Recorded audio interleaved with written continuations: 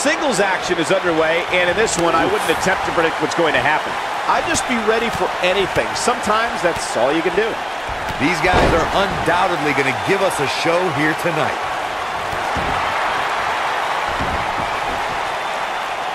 Harsh impact.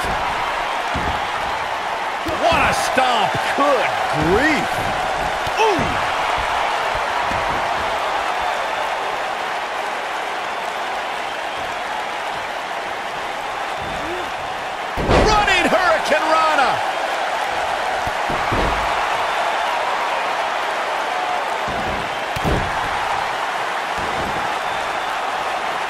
You gotta believe this one's over.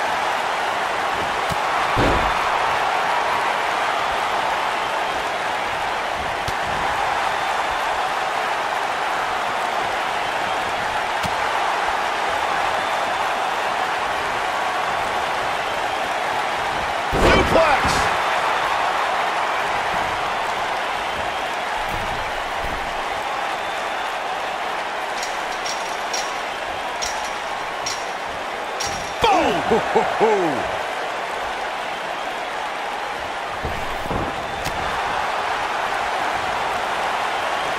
Oh, breakneck speed, what a hurricanrana. Here he goes. Is he done?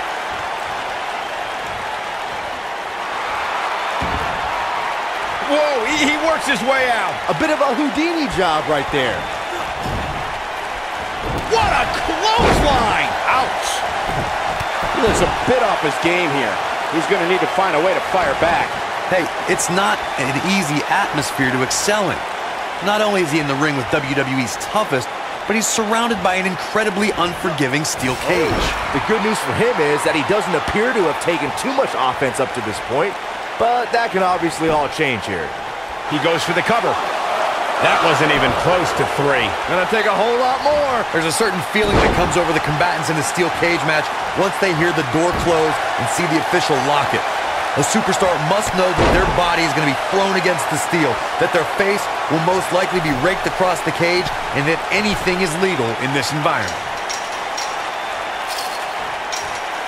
Beautiful technique. He spoke about this earlier, Corey. It's crucial for a WWE superstar to fully understand the gravity of the situation they're in when they battle inside a 15-foot-high steel cage. An individual must be ready to endure pure brutality and be prepared for the fight of their life. No one leaves a steel cage match without scars. Corey, you said something of value for once, and that anything is legal inside the steel cage.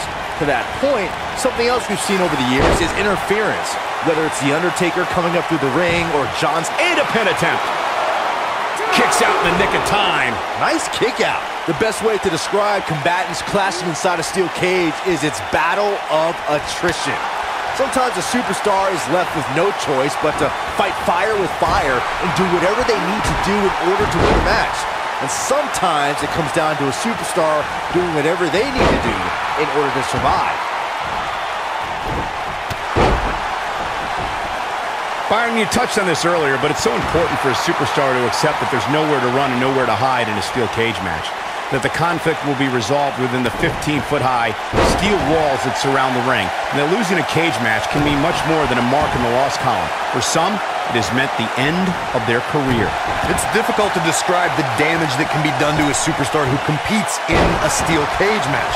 We see the physical harm, but we don't see the psychological effects from being inside the cage. Make no mistake about it, Michael, the steel cage truly represents survival of the fittest. The rivalry between Ultimate Warrior and Ravishing Rick Rude began during the Super Pose Down at the 1989 Royal Rumble. Then it progressed to where both superstars battled over the Intercontinental Championship. At SummerSlam 90, the rivals met inside a 15-foot-high steel cage for the WWE Championship. Victory could be achieved by pinfall or escape from the cage. Corey, the WWE Championship match between the Ultimate Warrior and Ravishing Rick Rude was the second half of the double main event at 1990 SummerSlam. The rivalry between the Warrior and the Ravishing One was so heated that no one knew what to expect once the two men were able to battle inside a steel cage, which at the time was the most grueling match in all of WWE. The Ultimate Warrior dominated early on with his incredible strength. Rick Rude turned the tables and used the steel surroundings to his advantage. At one point, Rude dove from the top of the cage onto the Warrior. But after the Warrior's signature Gorilla Press Slam, the Ultimate One climbed over the cage and retained his WWE Championship. We talk about how important stipulations are in a steel cage match. If superstars sign a contract where the only way to win is escape the cage and have both your feet touch the floor, the competitors must have a plan. Especially since you have to be comfortable trying to escape through the cage door as you do climbing over the top of the cage and vice versa. Corey, you touched on something moments ago that's so important for the combatants in a steel cage match to remember. A superstar must be able to think offensively to figure out how they're going to escape the cage. They must think defensively at the same time so they can prevent their opponent from getting out of the cage first and winning the match. Well, a superstar must become comfortable with escaping the cage by both exiting the cage door and by climbing over the top of the cage. They must also be aware of their attributes and what's best for them. Let's just say if you're a giant like The Big Show, The Undertaker, Kane, or even Braun Strowman, it's preferred to exit through the... He's done it! He's done it! He's got the victory! These guys gave everyone their money's worth. Here's another look.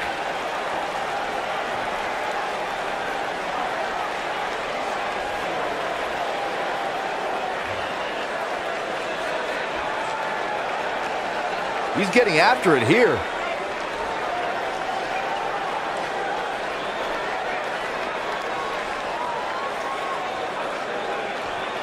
Still can't believe I get paid to watch this amazing action.